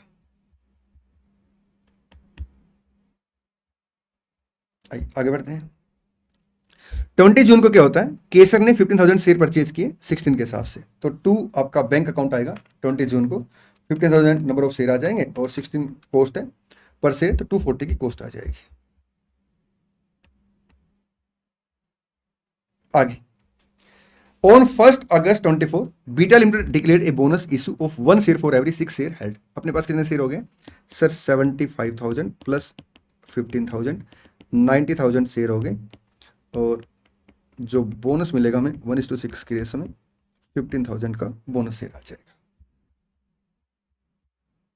अमाउंट कुछ भी नहीं आएगा, ठीक। उसके बाद on 31 October 24 the company announced A right issue offering 3 share for every 7 held at A price of 15 पर शेयर। कंपनी ने क्या किया, एग्जिस्टिंग शेयर होल्डर को ऑफर दिया कि जिसके पास 7 शेयर है वो क्या कर सकता है, 3 share as a right share subscribe कर सकता है। तो अपने पास टोटल शेयर कितने आ गए, 1,05,000 हो गए, क्योंकि 90 थे, 15,000 ही हो गए, ठीक। अपने पास राइट शेयर का ऑफर आया है आपका 45,000 शेयर का। रेट क्या है, 15 के हिसाब से। Share holder were allowed to fully or partially renounce their right. Share holder जो है वो अलाउड है, वो फुल्ली या पार्सली क्या कर सकते हैं, अपने राइट को री अनाउंस कर सकते हैं, ठीक। Kesar sold 1/3 of his right and title to mega at ₹2 per share. तो 1/3 उसने क्या किया, राइट बेच दिए 2 के हिसाब से। अब यहाँ पे कम राइट की इन्फॉर्मेशन क्वेश्चन ने नहीं दे रखी, और एक्स राइट शेयर की वैल्यू में डिक्लाइन वगैरह कोई इन्फॉर्मेशन नहीं दे रखी, तो हम क्या करेंगे, 30,000 का अमाउंट पीएनएल अकाउंट के अंदर क्रेडिट कर देंगे एज ए इनकम, ठीक। और जो आपका 2/3 होल्डिंग है 30,000 शेयर आ जाएंगे, और प्राइस कितने से, and subscribe to the remaining right on 5 November 15 के हिसाब से। तो 2 बैंक अकाउंट आ जाएगा आपका, 30,000 शेयर है और 450 का अमाउंट आएगा। और कोई इन्फॉर्मेशन है नहीं, तो कॉस्ट के हिसाब से हम इसको वैल्यू कर लें, क्योंकि मार्केट प्राइस यहाँ पे नहीं दे रखा। एक बार मैं चेक भी कर लेता हूँ, नहीं सर क्लोजिंग कोई मार्केट प्राइस नहीं दे रखा, तो यहाँ पे आप क्या करेंगे, एज ए बैलेंस आ जाएगा, ठीक, क्योंकि कोई सेल वगैरह है नहीं, प्रॉफिट और लॉस यहाँ पे नहीं है। चलिए आगे बढ़ते हैं। क्वेश्चन नंबर 15,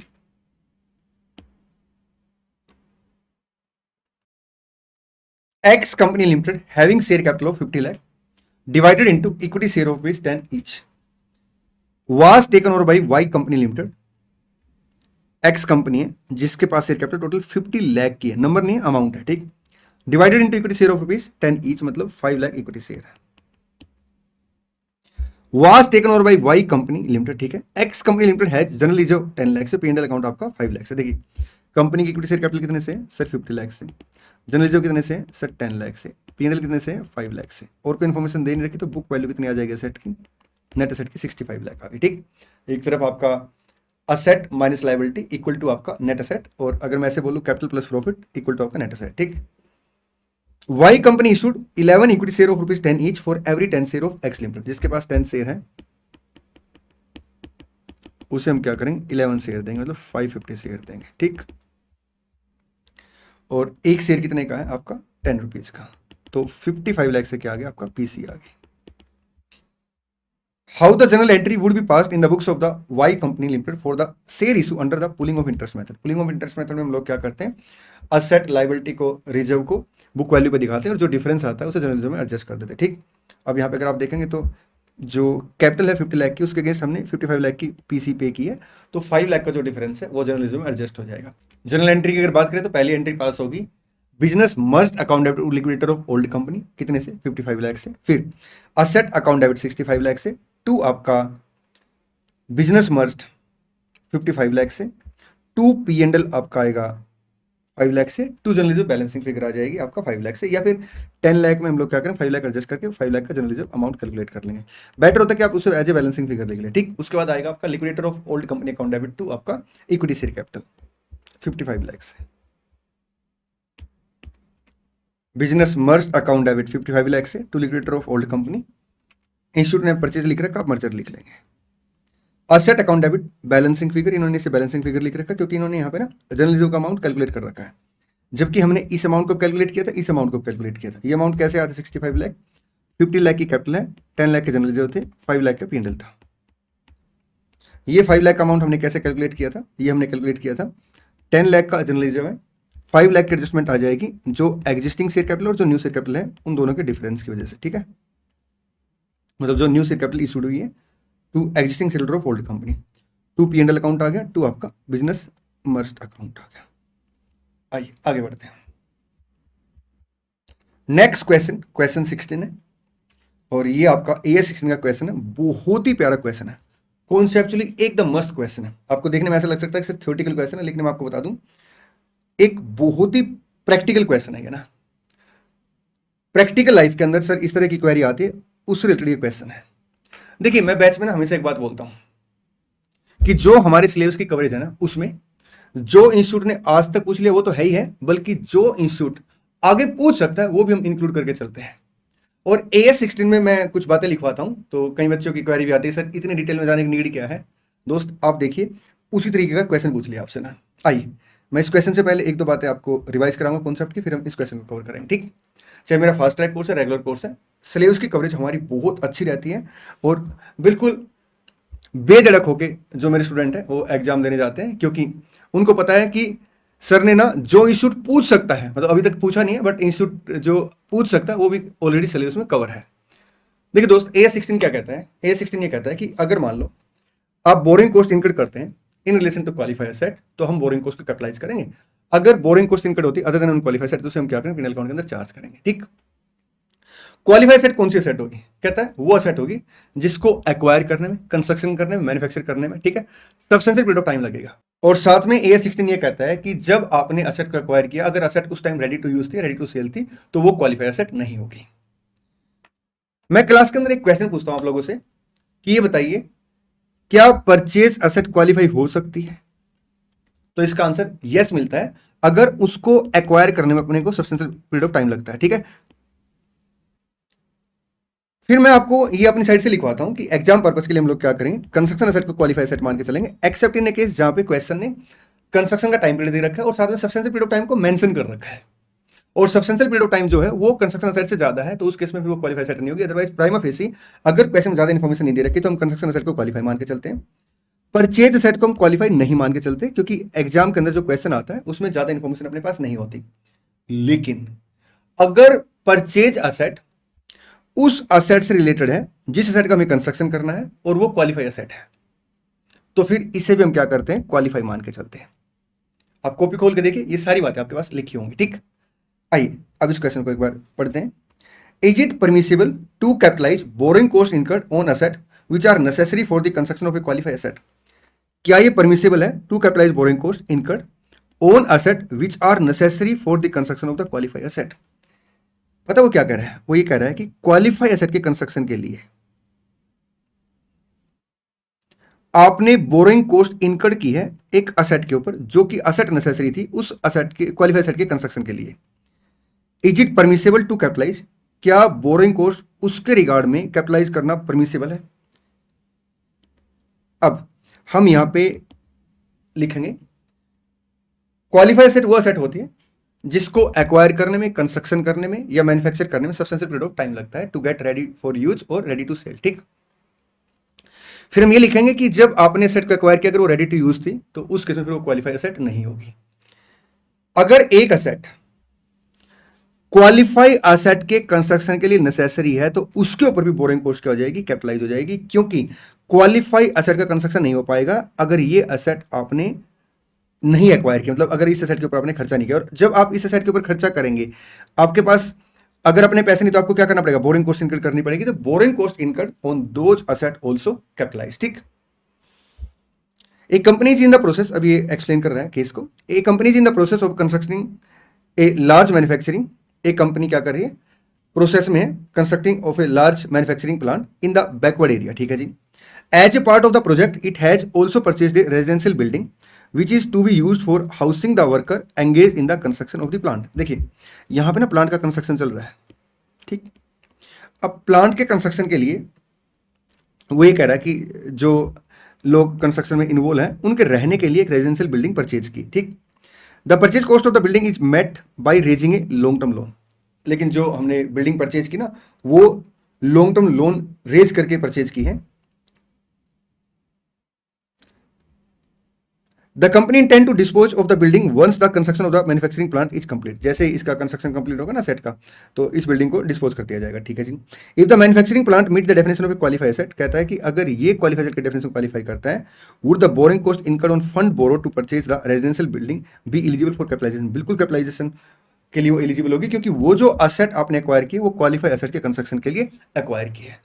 चलें जी सर, ये सारी बातें यहाँ पे लिखी हुई है, आप इसे रीड कर लेंगे। Accordingly the company should capitalise as a part of the cost of the manufacturing plant borrowing cost incurred on the fund borrow to acquire the residential building up to the period the manufacturing plant is ready for its intended use.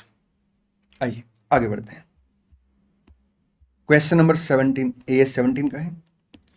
The chief accountant of cotton garments limited gives the following data regarding it's 5 segment. ये 5 segment का data दिया, segment asset, segment result, segment revenue.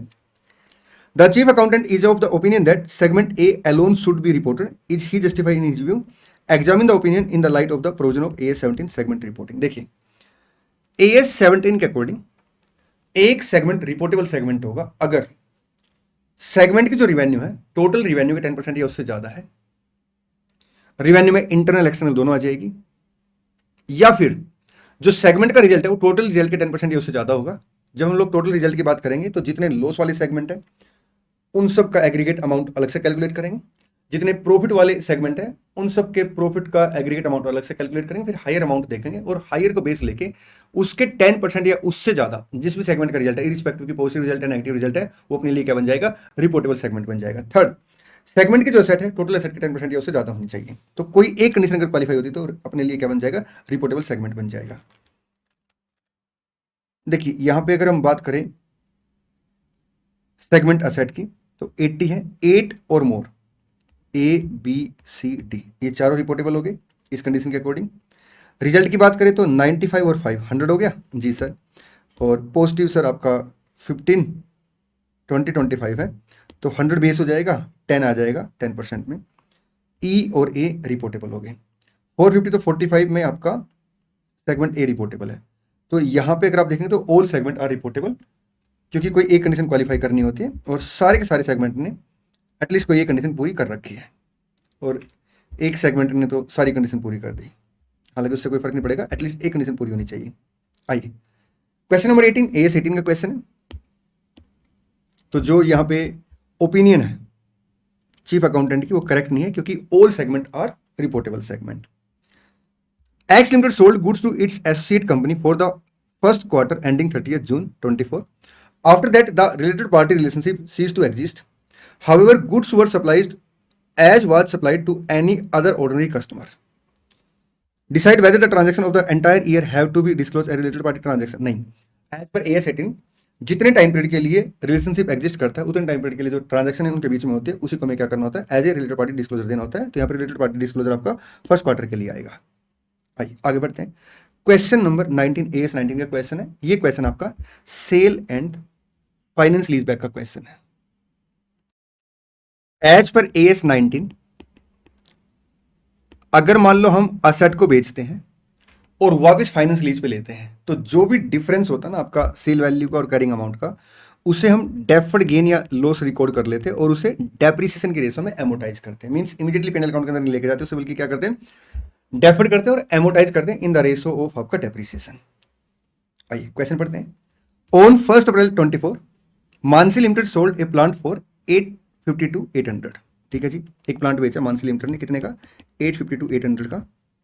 The carrying amount of the plant on that date was ₹180. उस date पे plant का carrying amount 180 था. The sale was a part of the package under which Aakash limited lease the asset to Mansi limited for 8-year term. 180 का आपका plant का carrying amount था. तो यहां पे जो प्रॉफिट ऑन सेल है वो कितने से आ गया, वो आ गया 670 to 800 से. लेकिन आगे क्वेश्चन ने लिखा है कि सेल एग्रीमेंट ऐसे हुआ है कि आकाश लिमिटेड क्या करेगा, मानसी लिमिटेड को वापस असेट को लीज पे दे देगा 8 ईयर के लिए. ठीक है जी. The economic life of the asset is estimated as 8 year. अब देखिए जो लीज टर्म है वो सब्सटेंशियल इक्वल टू, बल्कि यहां तो इक्वल टू है आपका economic life of the asset, तो ये आपका फाइनेंस लीज बन गया. The minimum lease rent payable by the Lesi has fixed at 160 payable annually beginning from 31 March 25. आपको 8 पेमेंटें करनी है, लीज पेमेंट है 160 की, और ईयर एंड पे पेबल है. Incremental boring rate interest rate आपका मानसी लिमिटेड कितने से, 10% पर एनम से. तो यहाँ पे अगर हम पीवी कैलकुलेट करें तो 1 डिवाइड बाई आपका 1.1, 1 2 3 4 5 6 7 8, 5.335 आ गया, इनटू आपका आएगा 160. तो ये अमाउंट आपका 588 आ गया, मतलब 600 के आसपास आ गया. तो यहाँ पे अगर आप देखेंगे तो, बल्कि मैं एक काम करता हूँ, इसको एडजेक्ट जो लिखा हुआ ना उसी से मल्टीप्लाई करके अमाउंट कैलकुलेट कर लेता हूँ. ये अमाउंट आ गया आपका 853,600. ठीक. अब यहाँ पे अगर आप देखेंगे तो जो fair value of the asset है वो कितने से है, आपका सेल वैल्यू मान के चलेंगे और क्वेश्चन को इन्फॉर्मेशन देने रखी, तो present value of the lease payment is substantial equal to आपका fair value of the asset है. यहाँ पे तो बल्कि ज़्यादा ही प्रेजेंट वैल्यू, तो ये आपका फाइनेंस लीज बन जाएगी. ठीक. अब अगर मान लो हम असेट को बेचते हैं और वापस फाइनेंस लीज पे लेते हैं तो उसके समय हम क्या करेंगे, जो हमने ये प्रॉफिट यहां पे रिकॉर्ड कर रखा है इसे हम क्या करेंगे, डेफर्ड कर देंगे. इसे हम क्या करेंगे, डेफर्ड कर देंगे, और डेप्रिसिएशन के रेशो में से हम क्या करेंगे, एमोटाइज करेंगे. अगर यहाँ डेप्रिसिएशन की बात करें तो आपका SLM लग जाएगा, और 8 to 800 डिवाइड बाई आपका 8, डेप्रिसिएशन आएगा हर साल 106,600, और जो एमोटाइजेशन आएगा 670 to 800 डिवाइड बाई 8, 84,100 से एमोटाइजेशन ऑफ डेफर्ड गेन आएगा. ठीक, जो कि गेन हुआ है. तो नेट इंपैक्ट क्या आ जाएगा, नेट इंपैक्ट आपका आएगा 22,500 का. ये इनकम आ जाएगी हर साल P&L में क्रेडिट, ये आपका खर्चा आ जाएगा डेप्रिसिएशन के रूप में. ठीक है, ये amortisation of deferred income, deferred gain. Calculate the net effect on the statement of P&L. आइए एक बार मैं आपको टिक करा देता हूँ. ये देखिए, ये इनकम आ गई, ये आपका डेप्रिसिएशन आ गया, ये नेट इंपैक्ट आ गया. क्वेश्चन नंबर 20 फाइनल अकाउंट का क्वेश्चन है. बहुत ही प्यारा क्वेश्चन है, इंस्टीट्यूट का फेवरेट क्वेश्चन है. कई बार इंस्टीट्यूट इस क्वेश्चन को पूछता है. मैं इस क्वेश्चन को सोल्व कराने के साथ साथ आप लोगों को प्रोसीजर बताऊंगा कि फाइनल अकाउंट का अगर क्वेश्चन आता है एग्जाम में तो आपको क्या प्रोसीजर फॉलो करना चाहिए. क्योंकि कई बच्चे पता क्या करते हैं फाइनल अकाउंट में ना, जैसे पहले P&L कंप्लीट करेंगे, फिर बैलेंस शीट कंप्लीट करेंगे, और फिर एक एक नोट बनाएंगे, तो उसमें ना गलती हो जाती है. मैं आपको एक प्रोसीजर बताऊंगा, उस प्रोसीजर के बाद आप देखेंगे कभी भी आपसे गलती नहीं होगी फाइनल अकाउंट के क्वेश्चन में ना. आइए पहले क्वेश्चन पढ़ते हैं, यहीं से प्रोसीजर स्टार्ट कर देंगे. ठीक है, हम पहले क्या करेंगे, सिंपल क्वेश्चन पढ़ेंगे. Following is the trial balance of ABC limited. जब भी आप फाइनल अकाउंट का क्वेश्चन पढ़े ना तो एक एक आइटम आप ध्यान से पढ़ेंगे मैं आपको बताऊं ऐसा क्यों। ऐसा इसलिए क्योंकि फाइनल अकाउंट में ना मार्क्स आपको प्रॉपर तभी मिल पाएंगे जब आप प्रॉपर नोट बना के आएंगे, और नोट आप तभी बना पाएंगे जब आपको फॉर्मेट अच्छे से आता हो और आपको ये बात पता हो कि हाँ इस रिस्पेक्टिव आइटम के बारे में हमें क्या क्या डिस्क्लोजर देना है। ठीक, अब नोट कौन कौन से आइटम का बनेगा, देखिए अगर मान लो कोई भी आइटम ऐसी है जिसके अंदर एक से ज्यादा आइटमें दे रखी है, जैसे मान लो लॉन्ग टर्म बोरिंग, आपको दो बोरिंग दे रखी है, एक डिवेंचर दे रखा है, एक बैंक लोन दे रखा है, तो आप क्या करेंगे, लॉन्ग टर्म बोरिंग का नोट बनाएंगे। ठीक, एक से ज्यादा आइटमें हैं उसका नोट बनेगा। सेकंड, अगर कोई एडजस्टमेंट दे रखी है उसका नोट बनेगा। तो दो नोट बनेंगे, एक उन आइटमों का जो एक से ज्यादा इंफॉर्मेशन है, और सेकंड जिनके बारे में एडजस्टमेंट दे रखी है। थर्ड, कुछ ऐसे नोट है जो इंस्टीट्यूट बनाता है और आपको बनाने चाहिए, एक इक्विटी शेयर कैपिटल, एक रिजर्व एंड सरप्लस, एक आपका आएगा अगर प्रोविजन फॉर टैक्सेशन है तो इंस्टीट्यूट हमेशा शॉर्ट टर्म प्रोविजन का नोट बनाता है। आइए क्वेश्चन पढ़ते हैं। सबसे पहले land at cost, calls in arrear. अब देखिए जो कोल्स इन एरियर हम लोग क्या करेंगे, इक्विटी शेयर कैपिटल में से माइनस करके दिखाएंगे। ठीक, कैश इन हैंड आ गया, plant and machinery at cost आ गया। अब देखिए यहाँ पे प्लांट एंड मशीनरी और लैंड ये दोनों पीपी आइटम है, तो हम क्या करेंगे, पीपी का नोट बनाएंगे। ट्रेड रिसीवेबल आ गया। इन्वेंट्री, इन्वेंट्री ओपनिंग है क्लोजिंग है, सर क्लोजिंग है, मतलब परचेज इन्होंने एडजस्ट करके दे रखी है। अगर यहाँ पे ओपनिंग इन्वेंट्री होती है और क्लोजिंग इन्वेंट्री एडजस्टमेंट में होती है तो हम लोग क्या करते हैं, फिर चेंज इन इन्वेंट्री का भी नोट बनाते हैं। ठीक, कैश एट बैंक आ गया, कैश एंड कैश इक्विवेलेंट का नोट बनेगा क्योंकि यहाँ पे आपका कैश इन हैंड दे रखा है और यहाँ पे कैश एट बैंक दे रखा है। एडजस्टेड परचेज आ गई। फैक्ट्री एक्सपेंसेज है, एडमिनिस्ट्रेटिव एक्सपेंसेज है, सेलिंग एक्सपेंडिचर है, डिवेंचर इंटरेस्ट है। इधर इक्विटी शेयर कैपिटल है। अब यहाँ पे देखिए एक से ज्यादा एक्सपेंडिचर दे रखे, ज्यादा एक्सपेंडिचर का नोट बन जाएगा। इक्विटी शेयर कैपिटल है, 10% डिवेंचर है, 10% के हिसाब से इंटरेस्ट यहाँ पे ऑलरेडी रिकॉर्डेड है। जनरल रिजर्व है, पीएनएल अकाउंट है, हम इसका नोट बनाएंगे, ओपनिंग पीएनएल आ गया। ठीक, सिक्योरिटी प्रीमियम है। सेल एक ही आइटम है, कोई नोट बनाने की नीड नहीं। ट्रेड पेबल कोई नोट बनाने की नीड नहीं है। प्रोविजन फॉर डेप्रिसिएशन आपका पीपीए के अंदर आ जाएगा। सस्पेंस अकाउंट, सस्पेंस अकाउंट मतलब कुछ गड़बड़ है। हम पहले स्टेप में क्या करेंगे, बिल्कुल आराम से एक एक आइटम को हम रीड करेंगे, हमने रीड कर लिया। ठीक, और साथ साथ देखेंगे किस किस का नोट पॉसिबल है बनना, मतलब किस किस का नोट बनेगा। सेकंड, अब हम क्या करेंगे, एडिशनल इन्फॉर्मेशन पढ़ेंगे और साथ में ना नंबरिंग कर देंगे कि ये इन्फॉर्मेशन इस पॉइंट से रिलेटेड है। Additional information, the authorise share capital of the company is 80,000 share of ₹10 each. ठीक है जी। The company revalued the land at 960। ठीक है जी। Equity capital include share of 50,000 issued for consideration other than cash. देखिए 5 साल तक शेयर कैपिटल के बारे में डिस्क्लोजर देना होता है अगर आपका शेयर इशू होता है other than cash consideration, bonus share issue होता है, आपका buyback of the equity share होता है, सिक्योरिटी होता है। ठीक, तो थर्ड पॉइंट इससे रिलेटेड है, bonus share, buyback of security और share issued other than cash consideration.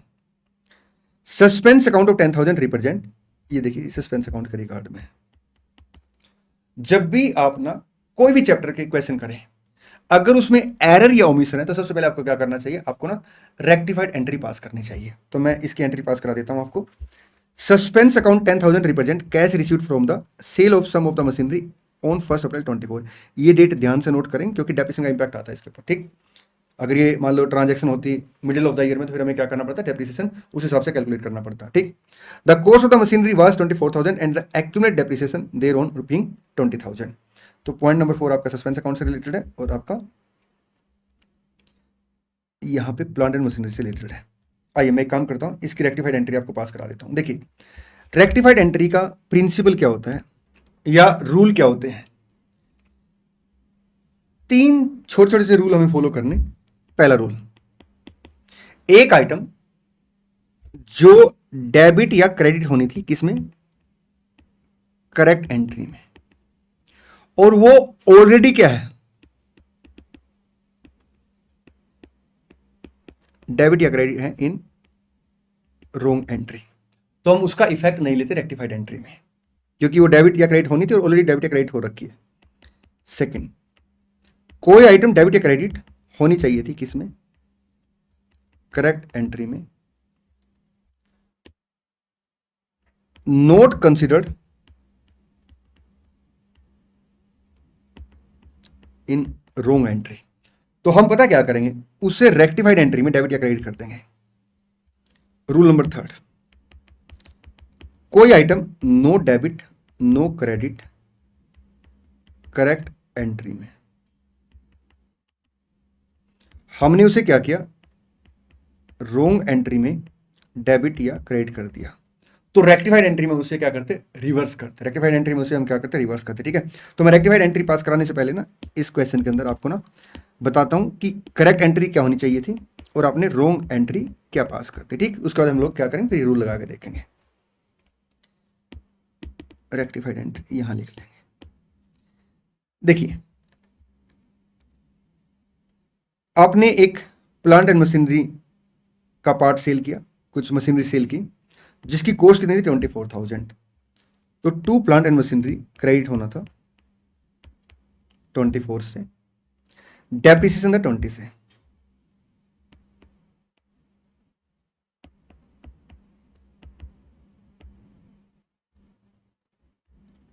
ठीक, और आपने उस असेट को बेचा 10 पे, तो जो कैश एंड बैंक आएगा उसमें कितना अमाउंट आएगा आपका,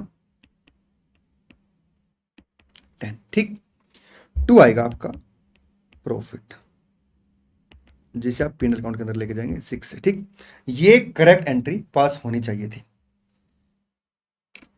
क्वेश्चन कह रहा है कि अकाउंटेंट साहब ने क्या किया, रॉन्ग एंट्री पास कर दी। क्या एंट्री पास कर दी, उसने सिंपल जो कैश आया, cash received from the sale of the some of the machinery, उसे सस्पेंस अकाउंट में लेके चला गया। रॉन्ग एंट्री क्या पास की, रॉन्ग एंट्री पास की है cash and bank account debit to suspense account, ये रॉन्ग एंट्री पास करते। ठीक, अब हमें रेक्टिफाइड एंट्री पास करनी है। रूल नंबर 1, यहां पे एक आइटम डेबिट होनी थी, यहां पे डेबिट कर रखी है, और तो कोई सही ट्रीटमेंट नहीं कर रखा, नहीं, इसका कोई ट्रीटमेंट नहीं होगा क्योंकि ऑलरेडी ये सही ट्रीटेड हो रखी है। डेबिट या क्रेडिट होनी थी, ऑलरेडी डेबिट या क्रेडिट इन रॉन्ग एंट्री, हम उसका कोई इफेक्ट नहीं लेते। ठीक, कोई आइटम डेबिट या क्रेडिट होनी थी बट वो कंसीडर ही नहीं की। अब ये देखिए, ये डेबिट होना चाहिए था, कंसीडर नहीं किया,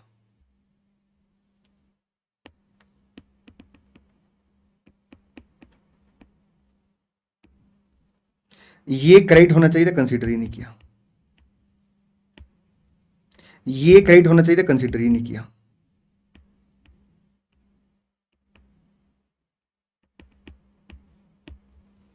और ये गलत ट्रीट कर लिया। ये देखिए, no debit no credit correct entry में, लेकिन आपने रॉन्ग एंट्री में डेबिट या क्रेडिट कर दिया, तो उसे आप क्या करेंगे, रिवर्स कर देंगे, सस्पेंस अकाउंट डेबिट,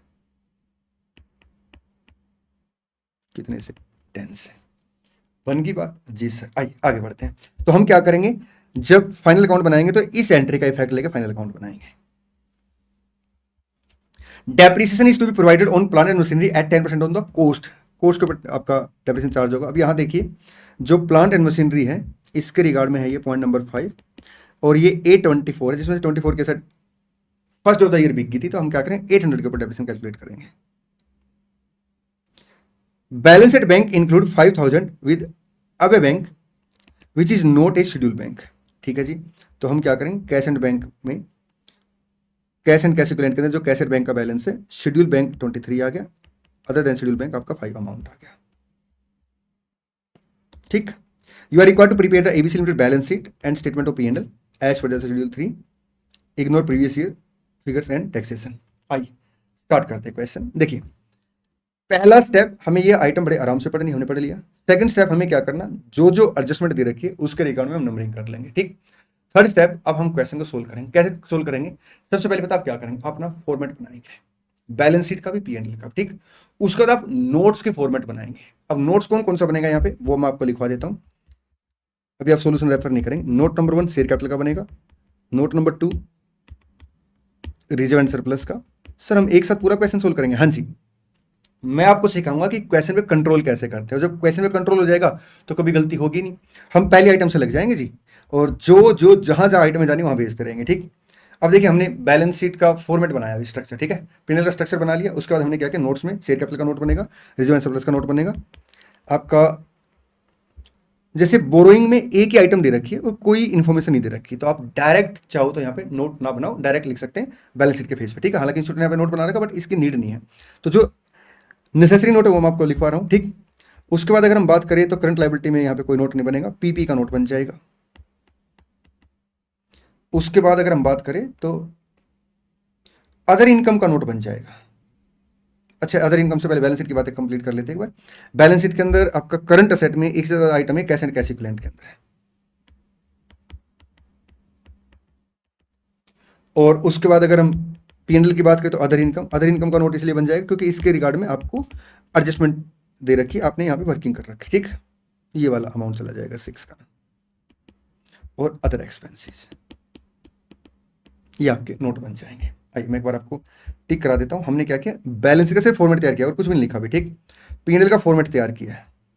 उसके बाद नोट नंबर 1 शेयर कैपिटल है, note number 2 reserve and surplus है।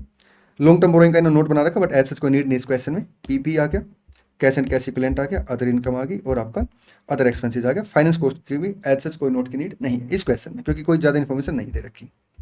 आइए अब हम क्या करेंगे, अब हम क्वेश्चन का सोल्यूशन स्टार्ट करेंगे। देखिए अपने पास ना फॉर्मेट तैयार है, अब हमें सिर्फ और सिर्फ क्या करना है, रिस्पेक्टिव आइटम को रिस्पेक्टिव जगह भेजना है। इक्विटी शेयर कैपिटल कहां पे जाएगा सर, शेयर कैपिटल के नोट में क्या क्या इन्फॉर्मेशन है। सबसे पहले आप लिखेंगे authorise share capital 80,000 equity share of ₹10 each, आपका 8 लाख का अमाउंट आ गया। फिर आप लिखेंगे issued subscribed called up capital कितने से, 50,000 इक्विटी शेयर ऑफ ₹10 ईच, ठीक। फिर ब्रैकेट में लिखेंगे, अच्छा इनर कॉलम में आप क्या करेंगे, 5 लाख का अमाउंट लिख लेंगे या 500 का अमाउंट, मतलब इन 1000 में। इनर कॉलम में लिखेंगे equity share capital include 5,000 equity share of ₹10 each issued other than cash consideration, ठीक। ये ब्रैकेट में आप इन्फॉर्मेशन दे देंगे, ठीक। उसके बाद आप क्या करेंगे, कॉल सिनेरियो इसमें से माइनस कर देंगे। तो मैं रेड पेन से टिक कर लेता हूँ, जो जो यहाँ पे हुआ ये हो गया, और कॉल सिनेरियो यहाँ से माइनस कर देंगे। 495 का आपका अमाउंट आ गया। ये देखिए authorise capital, called up capital, issued subscribed और पेड अप के लिए हम क्या करें, कॉल सिनेरियो इसमें से माइनस कर दें, ठीक। ये इन्फॉर्मेशन दे रखी है कि आपने 5,000 जो है शेयर इशू करके than cash consideration of ₹10 each, 50,000 की शेयर कैपिटल होगी। ये 50,000 का अमाउंट है, तो 10 से डिवाइड करेंगे तो 5,000 इक्विटी शेयर। चले जी सर, आइए आगे बढ़ते हैं। इसके बाद 10% डिवेंचर आ गया। आप डायरेक्ट बैलेंस शीट में जाएंगे, शेयर कैपिटल लिख चुके होंगे, रिजर्व एंड सरप्लस लिखेंगे और नोट नंबर 2 मेंशन करके अमाउंट नहीं लिखेंगे, ठीक। उसके बाद आप लिखेंगे आपका नॉन करंट लायबिलिटी में लॉन्ग टर्म बोरिंग 10% डिवेंचर 300 से। ये देखिए ये हमने ठीक कर दिया, ये आइटम अपनी पेंडिंग रहेगी। उसके बाद रिजर्व एंड सरप्लस में जाएंगे, वहां जनरल रिजर्व लिखेंगे 150 से, पीएनएल अकाउंट का ओपनिंग बैलेंस लिखेंगे 75 से। जनरल रिजर्व 150, पीएनएल अकाउंट का ओपनिंग बैलेंस लिखेंगे 75 से। आइए आगे बढ़ते हैं। इसके बाद सिक्योरिटी प्रीमियम का अमाउंट लिखेंगे रिजर्व एंड सरप्लस के अंदर।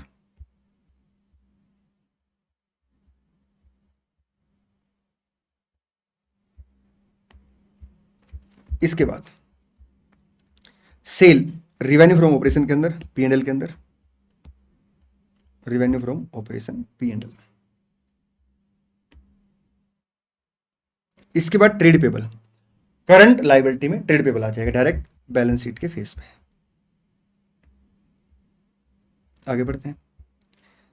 प्रोविजन फॉर डेप्रिसिएशन जो है ये किसके रिगार्ड में, प्लांट एंड मशीनरी के रिगार्ड में, ठीक। तो हम यहाँ पे क्या करेंगे, पीपी का नोट बनाएंगे, ठीक है, उसका स्ट्रक्चर तैयार करेंगे। तो पीपी में पहली आइटम लैंड आ जाएगी, ठीक। उसके बारे में लिखेंगे 800 प्लस आपका रिवैल्यूएशन सरप्लस 160 से, क्लोजिंग बैलेंस 960 से, और रिवैल्यूएशन सरप्लस को हम क्या करेंगे, रिजर्व सरप्लस के अंदर भेज देंगे।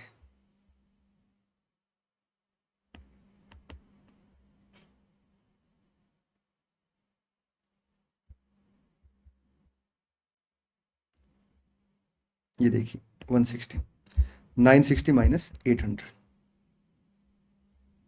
चले जी सर। अच्छा उसका प्लांट एंड मशीनरी के बारे में लिखेंगे, आपका ओपनिंग कॉस्ट, पहले कॉस्ट की इंफॉर्मेशन लिखेंगे 824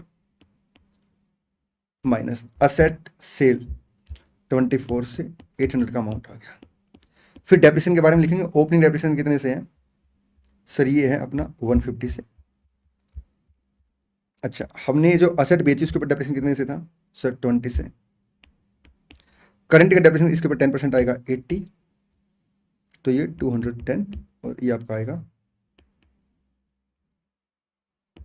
590। ठीक भाई, और 80 का डेप्रिसिएशन हम लोग क्या करें, P&L अकाउंट के अंदर भेज देंगे। नोट, पीपी का नोट 590। ठीक, ये टोटल आ गया 1550। अब देखिए इससे क्या फायदा होगा, इससे ये फायदा होगा कि कोई भी आइटम आपकी मिस नहीं होगी, हम बिल्कुल सीरीज से लगे हुए। ठीक, और जो हमने पीपी को सेल किया उसके ऊपर प्रॉफिट हो गया, तो प्रॉफिट को लिख लेंगे अदर इनकम के नोट के अंदर, profit on sale of machinery, और इसकी पोस्टिंग कर देंगे P&L के अंदर, ये हमने पोस्टिंग कर दी। आइए इस साइड चलते हैं, कैश एंड कैश इक्विवेलेंट के नोट में लिख देंगे। ठीक, ट्रेड रिसीवेबल डायरेक्ट आप बैलेंस शीट के फेस पे लिख देंगे। ठीक, आप असेट में लिखेंगे नॉन करंट असेट पीपी, उसके बाद फिर करंट असेट के बाद सर आपका सबसे पहले इन्वेंट्री आएगा, उसके बाद आपका ट्रेड रिसीवेबल आ जाएगा। तो मैं ट्रेड रिसीवेबल आपको टिक करा देता हूँ, ये देखिए, और कैश एंड कैश इक्विवेलेंट के नोट में अपना कैश इन हैंड आएगा।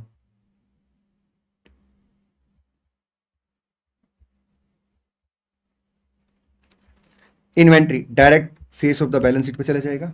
कैश एट बैंक, इसका एलोकेशन आ जाएगा 5 और 23 नोट के अंदर, 23 विद शेड्यूल बैंक है, अदर आपका 5 आ गया, और इन्वेंट्री डायरेक्ट बैलेंस शीट के फेस पे। ठीक, आइए आगे बढ़ते हैं। इसके बाद आपका एडजस्टेड परचेज डायरेक्ट P&L में आ जाएगा।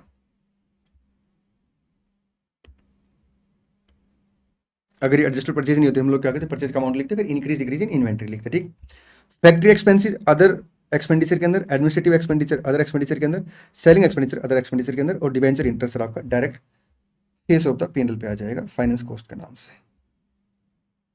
ये फाइनेंस कॉस्ट आ गई, ये आपके अदर एक्सपेंसेस आ गए। आइए अब हम क्या करेंगे, अदर एक्सपेंसेस को टिक करेंगे, ये आपका PAT आ गया, PBT PAT आएगी, क्योंकि यहाँ पे टैक्स का प्रोविजन नहीं है, इसे हम लेके जाएंगे रिजर्व एंड सरप्लस के अंदर।